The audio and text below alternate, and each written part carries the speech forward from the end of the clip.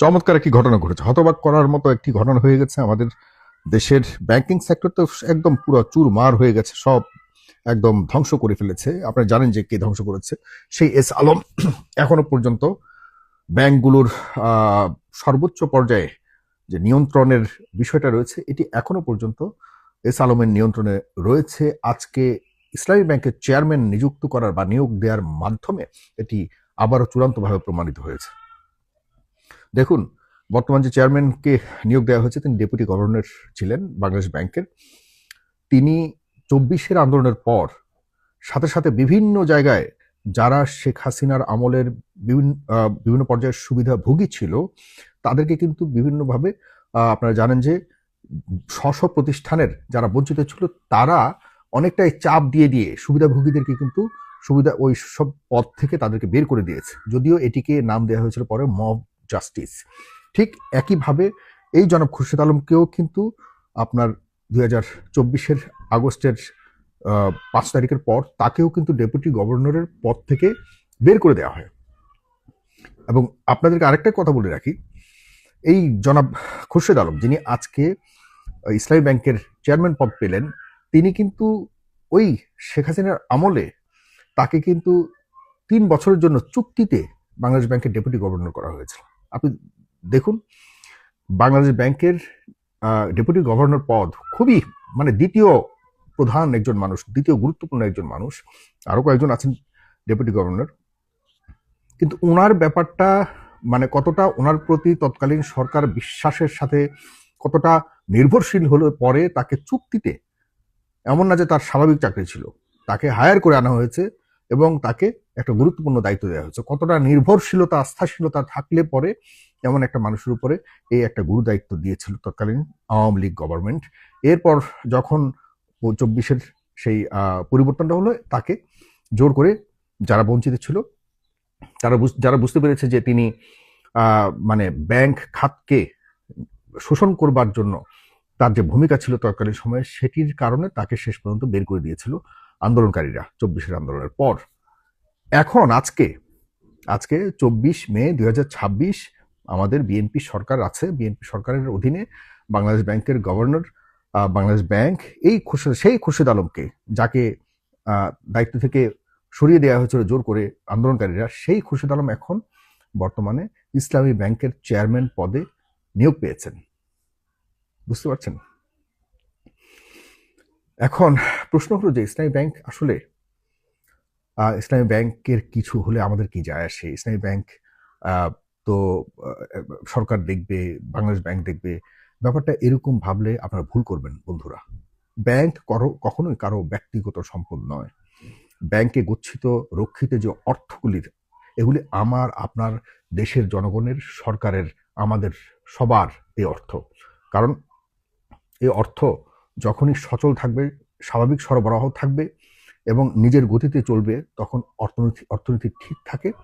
আমি, আপনি, আমাদের সবার অর্থনীতি, আমাদের পকেট, আমাদের পরিবার, আমাদের দেশের অর্থনীতি, আমাদের শান্তি অশান্তি সবকিছু এই ব্যাংকগুলোর ভালো থাকার উপর নির্ভর করে।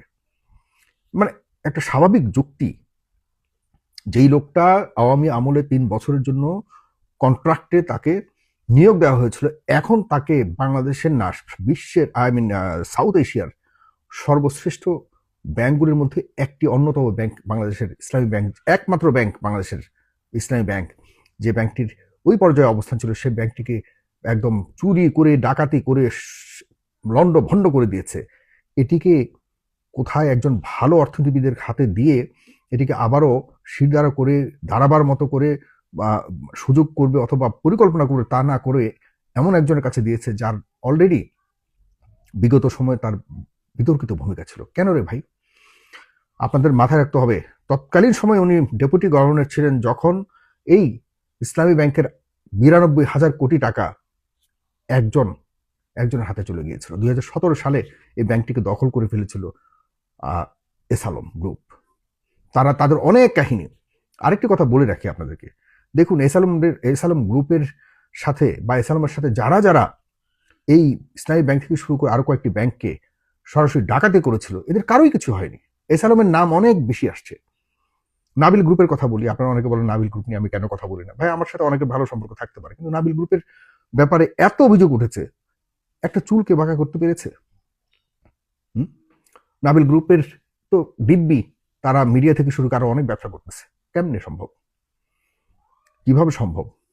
কেন তাদের মানে তাদের ব্যাপারে এই পর্যন্ত দুদকের পক্ষ থেকে এই যে তদন্ত চলছে নাবিল গ্রুপের ব্যাপারে বা অন্যান্য যারা রয়েছে ইসলামের সাথে, যারা তৎকালীন সময়ে তাদের বিরুদ্ধে বড় বড় অভিযোগ উঠেছিল এবং দুর্নীতি দমন কমিশন এদের বিরুদ্ধে ব্যবস্থাও নিয়েছিল, এদের ব্যাংক ফ্রিজ করেছিল, এদের বিরুদ্ধে বিভিন্ন ধরনের শাস্তিমূলক ব্যবস্থা নেয়ার উদ্যোগ গ্রহণ করা হয়েছিল। এগুলো পরে কি হলো? সব স্বাভাবিক হয়ে গেছে। আমি আপনি কথা যে বলছি, অবাক হচ্ছি, এটা কতটুকু কাজে আসবে আমি জানি না। ইসলামী ব্যাংক আমাদের সবার ব্যাংক, এই ব্যাংককে দেউলিয়া করে মানে কার লাভ হবে? এত বড় একটা প্রতিষ্ঠানকে শেষ করে দিতে চাচ্ছেন। বিএনপি সরকার মাত্র 3 মাস হলো, আমি ওই সরকারকে পুরো দায় দিতে চাই না। ইন্টারিম গভর্নমেন্ট কি করেছিল? ইন্টারিম গভর্নমেন্টেরও কেউ কিছু করেনি। টাকার কাছে সবগুলি একদম পুরোপুরি বিক্রি হয়ে গেছিল, কিচ্ছু করতে পারেনি এদের। এরা দিব্যি ব্যবসা করেছে, টাকার মাধ্যমে এদের অনেক কিছু আদায় করেছে। আচ্ছা শুনেন, আমি যদি 500 কোটি টাকা নেই, 500 কোটি টাকা নিয়ে নাবিল গ্রুপের জালিয়াতির কথা অনেকগুলি আসছে, তারা এক ব্যাংক থেকে নিয়ে আরেক ব্যাংকের আপনার এই কি বলে এটাকে অর্থের যে ইয়ে দিতে হয়, আপনার একটা পেমেন্ট করতে হয়, সেই পেমেন্ট তারা এক ব্যাংক থেকে আরেক ব্যাংকে দিচ্ছে লোন নেওয়ার জন্য। আমি জানিও না, কখনো এরকম বড় কোনো লোনের কথা চিন্তা তো করতে পারি না। যে প্রসেস যে ফলো করছে, এই প্রসেসগুলি সম্পূর্ণভাবে নিজেদের পরিকল্পনার অংশ ছিল। কি করতে পারছে বলেন? এখনো কিছু করতে পারছে? সুতরাং ব্যাংকটা, আমি মনে করি এই ব্যাংকগুলো কে যারা ভালোবাসতে পারে, ভালোবেসে এটাকে যারা এগিয়ে নিতে পারবে, যাদের দ্বারা এই ব্যাংকগুলো তৈরি হয়েছে, ব্যাংকগুলোকে যারা কষ্ট করে সামনে এগিয়ে নিয়েছে, তাদেরকে আবারও ডাকুন, ডেকে বলুন যে আপনাদের এই সমস্যা আপনারা সমাধান করে আমাদের দেশের অর্থনীতিতে আপনারা কন্ট্রিবিউট করুন।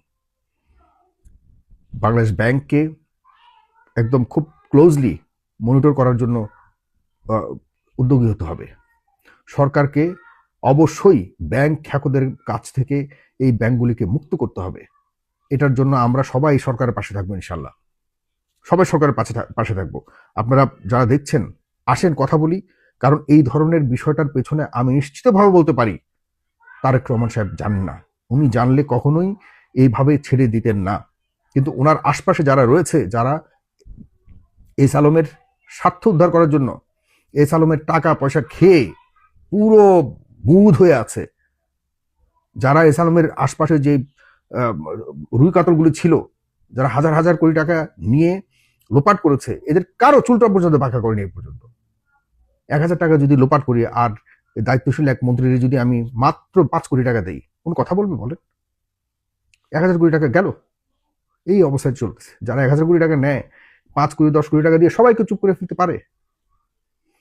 তো সুতরাং যদি বিএনপি সরকারের সত্যিকার অর্থে ইচ্ছে হয়, তাহলে এস আলমের কাছ থেকে 92,000 কোটি টাকা আদায় করবার জন্য প্লিজ ব্যবস্থা করুন। এস আলমের সাথে যে সহযোগী যারা ছিল তাদের সবাইকে জবাবদিহিতার আওতায় আনুন। যদি না আনেন, তাহলে আমরা ভাববো বিএনপি সরকারও একই পথে হাঁটছে যে পথে এর আগে ইন্টারিম সরকার হেঁটেছিল।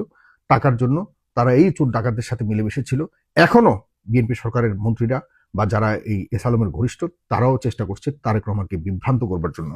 জনাব তারেক রহমান, আপনি এই পর্যন্ত যা দেখাচ্ছেন, চমৎকারভাবে দেখাচ্ছেন। আপনার প্রতি অনেক অভিনন্দন রইল এবং দোয়া রইল। আপনি কারো কাছে মাথা নত করবেন না। আপনার সাথে জনগণ আছে। পরিবর্তনের পর আপনি নির্যাতিত একজন মানুষ, আপনি কারো কাছে মাথা নোয়ানোর প্রয়োজন হবে না। সুতরাং এদেরকে নিয়ন্ত্রণ করুন। ধন্যবাদ আপনাকে।